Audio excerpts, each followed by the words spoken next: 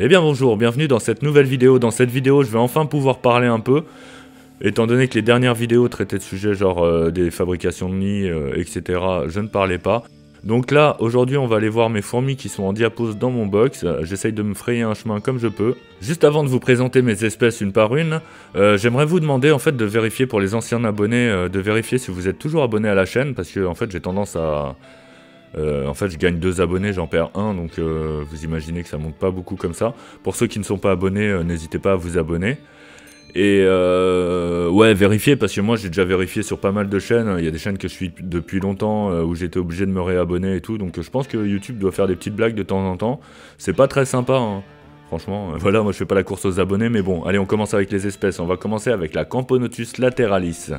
Une fourmi toute mignonne qui ressemble un peu au Crematogaster scutellaris, qui ressemble pas mal d'ailleurs.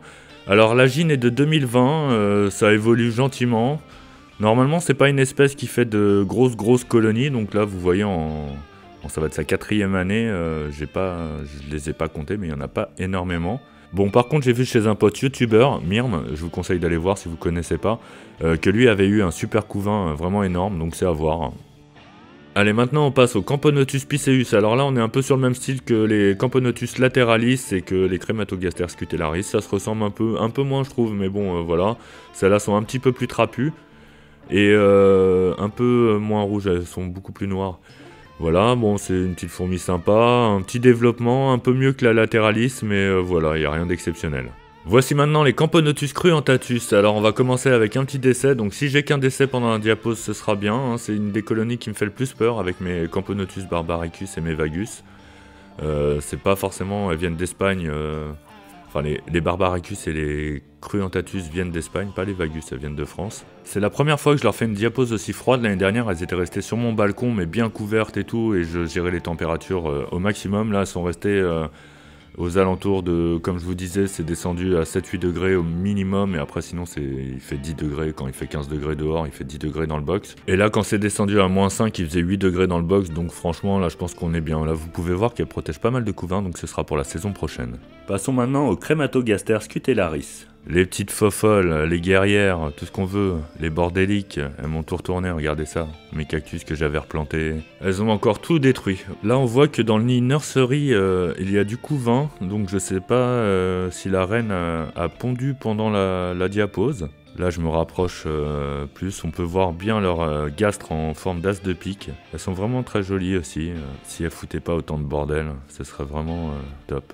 Bon ça va, j'ai de la chance, elles essayent pas de se sauver, rien. Alors pour information, pour ceux qui ne connaissent pas la chaîne, cette colonie date de 2018, j'avais eu la gine avec une vingtaine, 20-30 ouvrières, je me rappelle plus, faudra que je regarde, ou que vous regardiez mes premières vidéos et vous mettez ça en commentaire. Ça fera remonter les statistiques de ma chaîne, ça lui fera pas de mal. Bon, en parlant de population, on a l'impression qu'il en manque pas mal, mais elles doivent être cachées dans la terre et derrière le liège. Voilà, elles suivent leur cours de chemin, il n'y a pas de problème avec elles.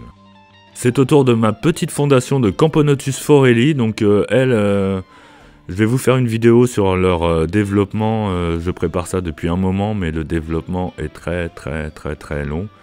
J'ai 2 ouvrières, je crois que ça doit faire 1 an ou 2 que j'ai la fourmi, donc j'ai une ouvrière par an. Donc je pense que ma vidéo sortira dans 10 ans, j'aurai 10 ouvrières, donc ce sera impeccable, en tout cas elles sont jolies.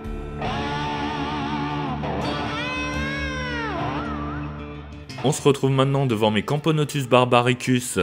Alors là, on est sur vraiment une de mes espèces préférées avec les Messor barbarus. C'est un peu ex aequo les deux. J'aime beaucoup, d'habitude il y a pas mal d'activités, mais là en diapose, bon, elles sont pas trop fans. Hein. Il n'y a pas beaucoup de monde dans l'aire de chasse. Elles vont garder leur grande aire de chasse parce qu'elles sont pas mal dedans, mais les vagus, bon, on y revient plus tard.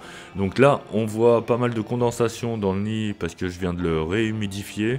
Ça faisait un petit moment, là, il était arrivé presque sec, donc j'ai réhumidifié, on peut voir qu'elles sont contentes. D'ailleurs, elles déplacent le couvain vers l'humidité, donc c'est qu'il doit y en avoir besoin. D'ailleurs, je trouve qu'il y a beaucoup plus de couvain qu'à la diapose précédente, donc je pense que la saison prochaine va bien démarrer. Bon, là, c'est abusé l'humidité, mais bon, c'était la différence entre la température de l'eau que j'ai mis dedans et le nid. Donc pour elles, cette année, il n'y aura pas de changement, elles vont garder ce nid-là. Voilà, c'était les Camponotus barbaricus, et maintenant on va passer au Camponotus vagus. Alors pour elles, cette année, je leur réserve pas mal de petits changements. Enfin pas mal, je vais changer surtout l'aire de chasse en fait, et puis le remplacement, donc on va revoir un peu les setups et tout chez moi. Vous avez vu l'ouvrière qui était en train de galérer, hein. C'est le froid, donc voilà, donc je vais pas leur changer leur nid parce que j'aime beaucoup ce nid là. Elles ont l'air de bien l'apprécier. Là on peut voir la gine auprès de 2 cadavres, donc j'ai l'impression qu'ils sont fait un petit peu dévorer. Bon, ça m'inquiète pas trop, hein. S'il y a un petit peu de perte pendant la diapose, c'est toujours un peu normal, surtout que là c'est 2. Voilà, le reste a l'air de bien aller. Et j'aime bien ce nid là parce que franchement il est facile pour faire des belles images. Là on peut voir le couvain, donc elles sont bien dessus pour le garder un minimum au chaud.